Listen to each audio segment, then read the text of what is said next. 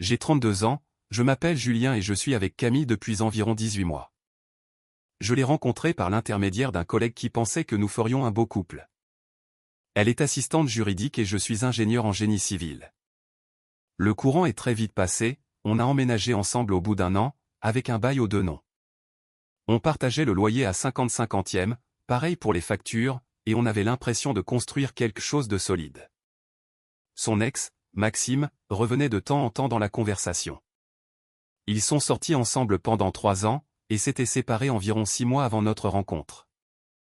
D'après ce qu'elle m'avait dit, c'était un banquier d'affaires de la Défense qui gagnait très bien sa vie, l'emmenait dans des endroits hors de prix et lui achetait des affaires de créateurs. Elle présentait toujours ça en disant « il essayait d'acheter mon affection ». Mais il y avait ce ton dans sa voix quand elle parlait de cette époque, comme si ce style de vie lui manquait. Je ne suis pas dans la finance. Je gagne très bien ma vie, mais je suis pragmatique. Je ne vois pas l'intérêt de claquer 300 € pour un dîner quand on peut avoir la même qualité pour la moitié de ce prix. Au début, elle disait qu'elle appréciait ça chez moi. « Tu es authentique », me disait-elle. « Tu n'essaies pas de m'impressionner avec ton argent. » Mais dernièrement, les réflexions ont commencé. Des petites piques au début. Maxime m'emmenait souvent dans ce resto du 8e arrondissement. C'était vraiment chic. Oh, il m'a offert un sac comme ça une fois. Mais le mien était la vraie version en cuir. On est allé dans ce palace à Courchevel, c'était incroyable, tout était 5 étoiles. La plupart du temps, je l'ignorais. Je me disais qu'elle était juste nostalgique, qu'il n'y avait pas de mal à ça. Mais c'est devenu plus fréquent, plus direct. Vendredi dernier, j'ai réservé dans une petite trattoria italienne que je voulais essayer depuis un moment. Rien de luxueux, mais de super avis, des prix raisonnables et une vraie cuisine authentique. Je me suis dit que ce serait une belle soirée du vendredi. On y est arrivé vers 19 h. L'endroit était chaleureux, très familial, avec des nappes à carreaux, des bougies, ce genre d'ambiance. J'ai tout de suite aimé.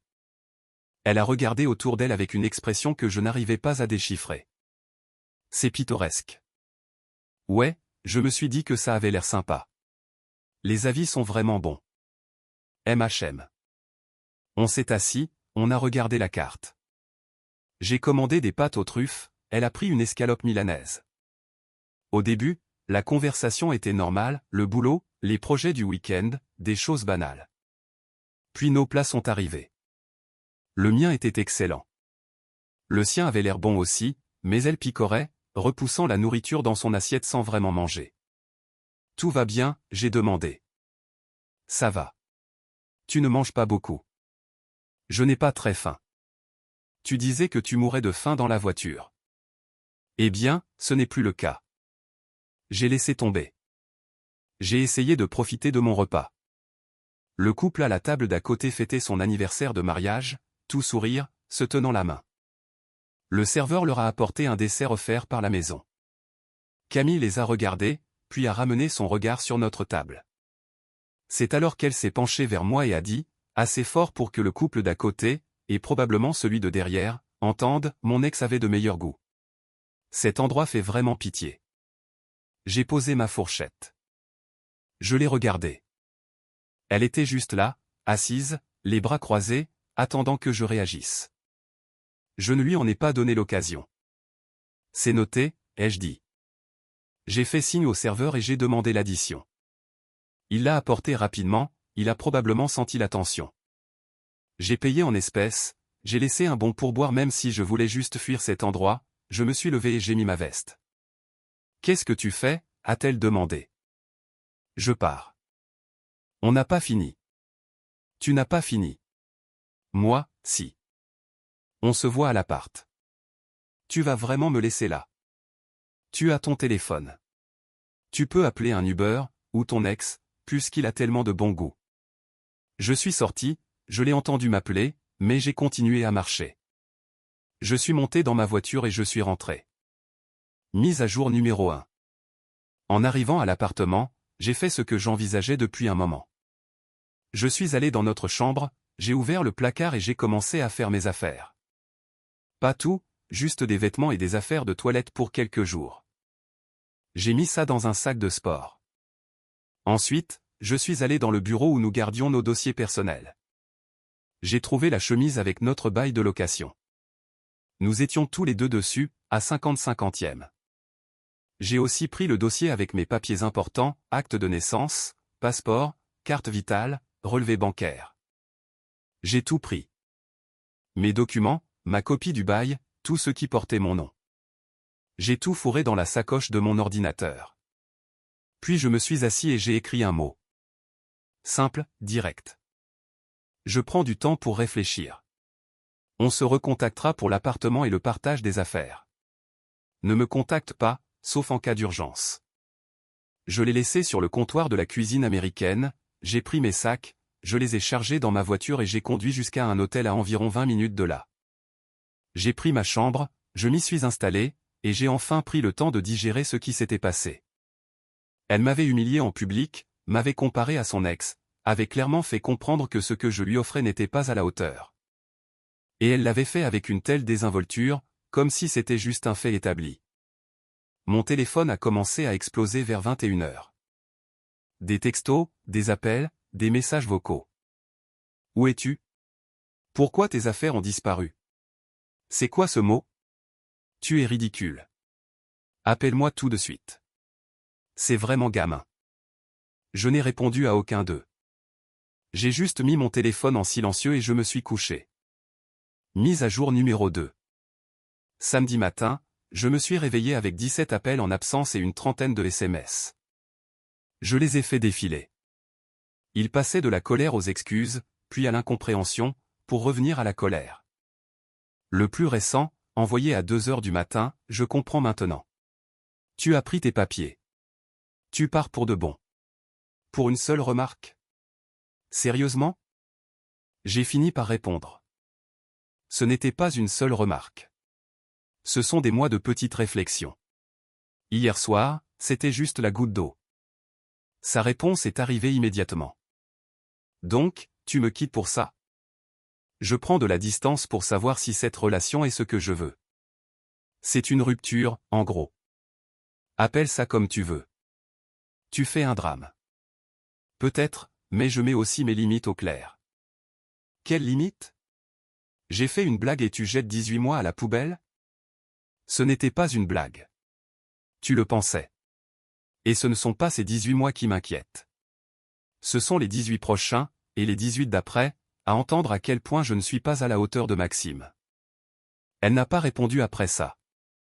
J'ai passé le samedi à faire des choses normales.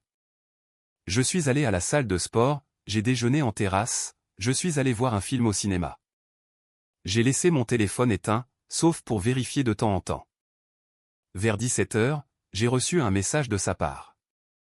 J'ai parlé à ma mère. Elle trouve que tu es déraisonnable.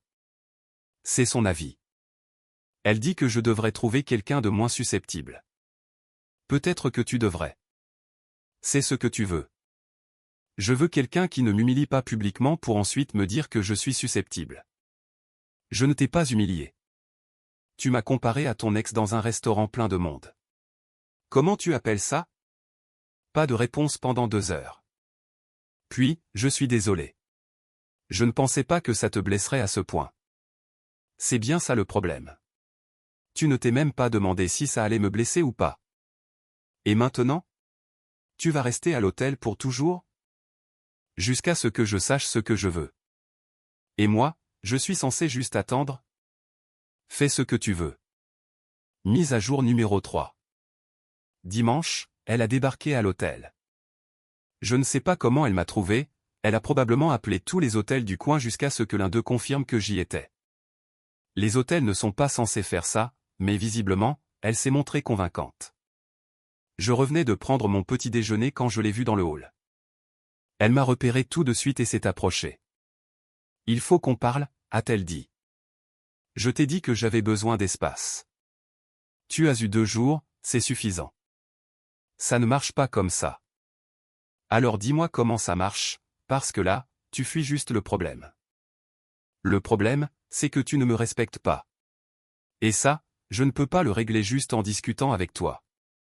Mais si, je te respecte. Tu m'as comparé à ton ex en public, à voix haute. Tu as dit que l'endroit que j'avais choisi faisait pitié. En quoi c'est du respect? Les gens dans le hall commençaient à nous regarder. Elle l'a remarqué et a baissé la voix. On peut au moins aller dans un endroit privé pour en parler? Non. Pourquoi? Parce que rien n'a changé. Tu penses toujours que je réagis de manière excessive. Tu penses toujours que c'est lié à une seule remarque. Tu ne comprends pas. Alors aide-moi à comprendre. Je ne peux pas t'aider à comprendre quelque chose que tu refuses de voir. Le style de vie de ton banquier te plaisait. Ça te manque. Je ne peux pas être lui, et je ne devrais pas avoir à essayer de l'être. Je ne veux pas que tu sois lui. Alors pourquoi tu continues de me comparer à lui? Les restos ne sont jamais assez chics. Les cadeaux ne sont jamais assez chers. Les expériences ne sont jamais aussi bien que ce qu'ils t'offraient. J'en ai marre de rivaliser avec un fantôme. Tu ne rivalises pas. C'est exactement ce que je fais, et visiblement je perds, parce que cet endroit faisait pitié et qu'il avait de meilleurs goûts. Elle s'est mise à pleurer. De vraies larmes cette fois, pas le genre manipulateur. Je ne le pensais pas comme ça. J'étais juste. Je ne sais pas complètement stupide. Je suis désolé. J'apprécie tes excuses, mais désolé n'efface pas ce que tu as dit, ni ce que tu me fais ressentir depuis des mois. Alors c'est fini? On arrête là. Je ne sais pas, peut-être. J'ai besoin de plus de temps pour réfléchir. Combien de temps? Le temps qu'il me faudra. Et je dois juste rester là à t'attendre? Fais ce qui est le mieux pour toi. Je fais ce qui est le mieux pour moi. Elle est partie en pleurant. Je me sentais mal, mais en même temps, j'étais soulagé. Comme si j'avais enfin craché tout ce que je retenais. Mise à jour numéro 4. Lundi, je suis allé travailler normalement. J'ai dit à mon patron que je gérais des soucis personnels et que j'aurais peut-être besoin de poser quelques jours de congé bientôt. Il a été très compréhensif et m'a dit de le prévenir selon mes besoins. J'ai reçu un SMS d'elle vers midi. J'ai enlevé tes affaires de la salle de bain. C'est dans des cartons près de l'entrée si tu veux passer les prendre. Merci. Je passerai cette semaine. Tu comptes déménager définitivement? Je n'ai pas encore décidé. Le loyer tombe vendredi. Je ne peux pas payer cet appartement toute seule. Je paierai ma moitié ce mois-ci. Après ça, il faudra qu'on décide de ce qu'on fait du bail. Donc, tu déménages vraiment? Je dis juste qu'on doit trouver une solution. C'est tellement n'importe quoi. Je n'ai pas répondu. Mercredi, je suis allé à l'appartement en sachant qu'elle serait au travail. Je suis rentré, j'ai pris les cartons qu'elle avait laissés. J'ai aussi pris d'autres choses, mes outils dans le garage, des livres, quelques ustensiles de cuisine qui m'appartenaient spécifiquement. J'ai laissé ma clé sur le comptoir avec un mot. J'ai payé ma moitié du loyer. Dis-moi si tu veux rompre le bail plutôt ou chercher un nouveau colocataire. Je suis flexible. Sa réponse est arrivée 1 heure plus tard. Colocataire? C'est ce que je suis pour toi maintenant? C'est l'impression que tu m'as donnée ces derniers temps, honnêtement. C'est injuste. Peut-être, mais c'est la vérité. Tu me manques. La version de nous qui existait avant toutes ces comparaisons me manque. On peut essayer de retrouver ça? Je ne sais pas si on peut. C'est ce que j'essaie de déterminer. Je suis prête à faire des efforts. Faire des efforts, ça implique de reconnaître qu'il y a un problème, ce que tu as nié pendant 2 jours. Je le reconnais maintenant. Parce que je suis parti, pas parce que tu t'en es rendu compte par toi-même. Ça fait une différence? Ouais. Une énorme différence. Mise à jour numéro 5. Ça fait 2 semaines depuis l'incident du restaurant. Je suis toujours à l'hôtel, mais je cherche une location au mois. J'ai besoin de quelque chose de plus stable qu'un hôtel, mais je ne veux pas signer un long bail tant que je ne sais pas où j'en suis. Elle m'a envoyé quelques messages, surtout pour s'excuser maintenant. Je me rends compte que je te prenais pour acquis. Je n'aurais pas dû te comparer à Maxime. J'ai été superficiel et j'en suis désolé. Je crois qu'elle est sincère, mais je pense aussi qu'elle ne le dit que parce que je suis parti. Si j'étais resté, si j'avais ravalé ma fierté et continué comme si de rien n'était, comme pour toutes les autres remarques, rien n'aurait changé. Je ne suis plus en colère, juste fatigué. Fatigué de ne pas me sentir à la hauteur. Fatigué d'être comparé. Fatigué d'avoir l'impression de passer une audition pour jouer un rôle dans les souvenirs de l'ancienne relation de quelqu'un d'autre. Quelques amis m'ont demandé ce qui s'était passé. Je leur ai donné la version courte, problème de couple, on prend nos distances. La plupart hochent la tête d'un air entendu et ne posent pas de questions. L'ami qui nous avait présenté s'est excusé. Je pensais que vous alliez bien ensemble. J'imagine que je me suis trompé. Tu ne t'es pas trompé. On allait bien. Pendant un temps. Qu'est-ce qui a changé? Elle était toujours attachée à son ancienne vie. Je ne pouvais pas rivaliser. C'est dur, mec. Ouais. Sa mère m'a appelé la semaine dernière. C'était bizarre. Elle m'a dit que j'étais immature, que tous les couples se disputent, que je devrais lui pardonner et passer à autre chose. Avec tout mon respect, il ne s'agit pas de pardon. Il s'agit de savoir si je veux être dans une relation où je me sens constamment insuffisant. Elle a fait une seule erreur. Ce n'était pas une seule erreur. Mais je vous remercie de m'avoir appelé.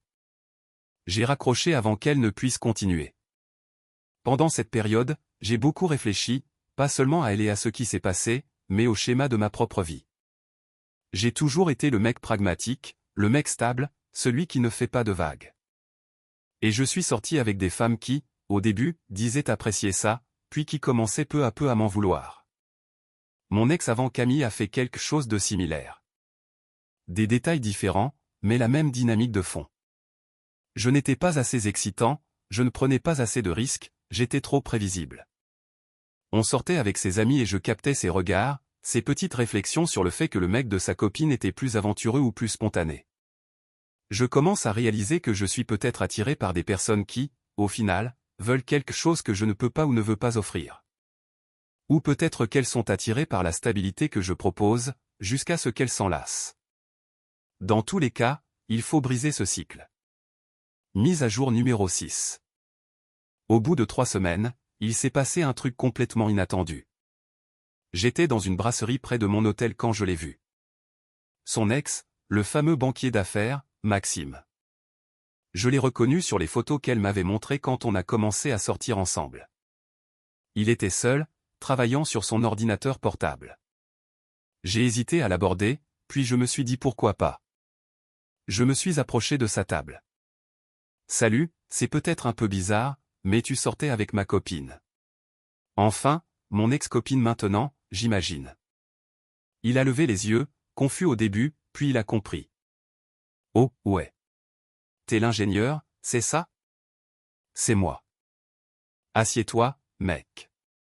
Tu veux un café ou un truc? Je me suis assis. Il m'a payé un café. On a discuté pendant près d'1 heure. Il s'avère qu'il l'avait quittée pour des raisons similaires. Elle avait ce don de toujours vouloir plus, m'a-t-il expliqué. Je l'emmenais dans un bel endroit, elle adorait ça, mais une semaine plus tard, elle parlait d'un autre endroit qui était encore mieux. Je lui ai acheté un sac, elle l'a adoré, puis elle a vu quelqu'un avec un modèle supérieur. C'était épuisant. Donc, le train de vie luxueux n'était jamais assez. C'est pour ça que j'ai rompu. J'ai réalisé que je pouvais gagner 1 million d'euros par an, elle trouverait quand même une raison d'être insatisfaite. Elle donne l'impression que c'était toi le problème. Je l'étais probablement sur certains points. Je bossais trop, je n'étais pas assez présent. Mais ce besoin constant de plus, de mieux, d'autre chose, ça, c'était totalement elle. Tu savais qu'elle me comparait à toi. Sérieux? Putain, c'est moche. En fait, elle me faisait le coup aussi. Elle me comparait au mec avant moi. J'aurais dû remarquer le schéma. On a échangé nos numéros, on a promis d'aller se prendre une pinte un de ces 4. En rentrant à l'hôtel, j'ai ressenti un étrange sentiment de validation. Ce n'était pas juste moi le problème. Je n'étais pas trop susceptible ou dramatique. C'était sa nature. Le soir même, je lui ai envoyé un SMS. J'ai croisé ton ex aujourd'hui. On a eu une conversation intéressante. Sa réponse a été hyper rapide. Tu as fait quoi? Je suis tombé sur lui dans un café. On a discuté. Qu'est-ce qu'il a dit sur moi? Assez pour me confirmer que ce que je ressens n'est pas exclusif à notre relation. Il ment. Pourquoi il mentirait? Il n'a rien à y gagner. Pour se donner le beau rôle. Il a admis ses propres torts, mais il a aussi confirmé que tu as cette habitude de n'être jamais satisfaite. Je n'arrive pas à croire que tu le crois sur parole. Ce n'est pas ça. Je constate juste que deux personnes différentes, dans deux relations différentes, ont remarqué exactement le même comportement. Elle n'a pas répondu pendant des heures. Puis, tard dans la nuit, j'ai peut-être un problème, finalement. Peut-être que je ne suis jamais heureuse avec ce que j'ai, mais j'essaie d'y travailler. Je l'espère pour toi, mais je ne peux pas être ton cobaye. Donc, c'est définitivement terminé entre nous? Oui, je crois bien. Dernière mise à jour. Ça fait 2 mois maintenant. J'ai signé un bail de 6 mois pour un T2. Rien d'incroyable, mais c'est chez moi. J'ai déménagé mes affaires de l'ancien appart pendant qu'elle était au boulot. J'ai laissé ma moitié du loyer du mois suivant dans une enveloppe avec un mot disant que je me retirais du bail et qu'elle devrait voir avec le propriétaire pour m'enlever officiellement du contrat. Elle m'a envoyé un texto. Je n'arrive pas à croire que tu fasses vraiment ça. On veut des choses différentes. Mieux vaut s'en rendre compte maintenant que dans 5 ans. J'ai changé d'avis sur ce que je veux. Tu as changé d'avis parce que je suis parti. Ce n'est pas pareil que de changer vraiment. Comment tu sais que je ne vais pas vraiment changer? Je ne sais pas. Mais je n'ai pas envie d'attendre pour le découvrir. Donc, tu ne m'as jamais vraiment aimé. C'est faux. Mais l'amour ne suffit pas si je ne me sens pas respecté en plus. Je te respecte. Tu ne le faisais pas. Peut-être que tu le fais maintenant, mais seulement parce que je suis parti. Ce n'est pas du respect, c'est du regret. Elle n'a plus répondu après ça. La semaine dernière, je suis retourné dans cette trattoria italienne. J'y ai emmené un autre ami cette fois-ci. On a super bien mangé, on a beaucoup ri. Personne n'a fait de comparaison avec l'ex de qui que ce soit. Le serveur m'a reconnu, mais il n'a rien dit sur la dernière fois. Un mec très pro. Mon pote m'a demandé si elle me manquait. Parfois, mais c'est surtout l'idée de ce qu'on aurait pu être qui me manque, pas ce qu'on était vraiment. C'est honnête. C'est tout ce que je ressens pour le moment. Mais ça va, toi? Ouais. Mieux que ce que je pensais, en fait. Tant mieux. Tu mérites mieux que quelqu'un qui te dévalorise. Merci, mec. Je l'ai revu à la soirée d'anniversaire d'un ami commun il y a 2 semaines. On ne s'est pas parlé, on s'est juste fait un signe de tête de l'autre bout du salon. Elle était avec un gars que je ne connaissais pas. Ça pouvait être un pote, ça pouvait être un rencard. Ça m'était égal de toute façon. Elle avait l'air un peu différente. Plus apprêtée peut-être, ou elle faisait plus d'efforts. Le mec portait une montre qui avait l'air de coûter très cher. Notre ami commun m'a pris à part plus tard dans la soirée. Tu tiens le coup? Ouais, je vais bien. Elle a demandé de tes nouvelles avant que tu arrives. Elle a dit quoi? Elle a demandé comment tu allais, si tu voyais quelqu'un. Je lui ai dit que tu avais l'air d'aller bien. Merci. Pour ce que ça vaut, je pense que tu as pris la bonne décision. Elle fait déjà le même coup au nouveau. Comment ça? Je l'ai entendu dire que son ex, donc toi j'imagine, l'emmenait dans de meilleurs bars. J'ai rigolé. Je n'ai pas pu m'en empêcher. Bien sûr qu'elle le fait. Certaines personnes n'apprennent jamais. Ce n'est plus mon problème. Et ce n'était vraiment plus le cas. Debout à cette fête, à la regarder de l'autre côté de la pièce avec son nouveau mec, je n'ai rien ressenti. Ni jalousie, ni regret, ni colère. Juste une immense gratitude d'être parti quand je l'ai fait. J'ai 32 ans, je suis de nouveau célibataire, je vis seul et je reconstruis doucement mon estime de moi. Cette nuit-là au restaurant m'a montré quelque chose d'important. J'étais prêt à tolérer le manque de respect jusqu'à ce qu'il devienne public. Et puis, au lieu de régler le problème, j'ai juste pris ma dignité et je suis parti. Je ne sais pas si ça fait de moi quelqu'un de fort ou quelqu'un qui fuit. Probablement un peu des deux. Mais je sais une chose. Ce que j'ai emporté avec moi ce soir-là, la chose qu'elle n'a remarqué que plus tard, ce n'était pas seulement ma fierté. C'était ma volonté de rester dans une relation où j'étais constamment jaugé par rapport à quelqu'un d'autre et jugé insuffisant. Et une fois que vous reprenez ça, une fois que vous réaffirmez cette limite, vous ne pouvez pas simplement la céder à nouveau juste parce que quelqu'un s'excuse. Certaines choses, une fois que vous les avez quittées, doivent rester derrière vous. Elle a probablement pensé que j'avais pris mes clés, mes papiers, mes affaires, et c'est ce que j'ai fait. Mais ce qui comptait vraiment, c'était de reprendre le respect de moi-même. Et c'est la seule chose qu'elle ne pourra pas me convaincre de lui rendre, peu importe le nombre d'excuses ou de promesses qu'elle fait. Je n'ai pas de rancœur à ce sujet. C'est juste clair dans mon esprit. Il est clair que je préfère être seul plutôt que de me sentir insuffisant. Il est clair que les relations passées doivent rester dans le passé et non servir de point de repère constant pour le présent. Il est clair que lorsque quelqu'un vous montre ce qu'il pense de vous, surtout en public, il faut le croire la première fois. Le restaurant ne faisait pas pitié. C'est notre relation qui faisait pitié. Et la seule chose que je regrette, c'est de ne pas être parti plus tôt.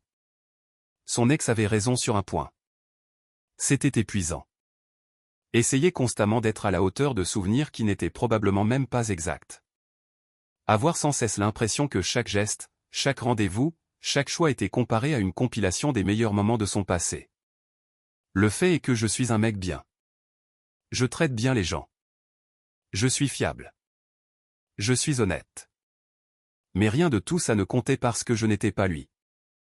Et j'ai fini par réaliser que ça n'allait jamais changer. Alors j'ai repris la seule chose que je pouvais contrôler. Ma présence. Et c'est ça qui a tout arrêté. Pas le fait de sortir du restaurant, pas le fait de faire mes sacs, ni même la conversation dans le hall de l'hôtel. Ce qui a tout arrêté, c'est le moment où j'ai décidé que je valais mieux que d'être le lot de consolation de quelqu'un. Elle fera probablement la même chose au nouveau mec. Elle le comparera à moi, ou à son ex d'avant, ou à n'importe qui viendra après. C'est son schéma. Mais ce n'est plus mon problème. Je me reconstruis. Un jour à la fois. Une décision à la fois. Et avec la prochaine personne que je fréquenterai, je guetterai ces signaux. Les comparaisons, l'insatisfaction, ce besoin constant de plus. Et si je les vois, je n'attendrai pas 18 mois et une humiliation publique pour m'en aller. Je laisserai juste l'addition sur la table et je partirai.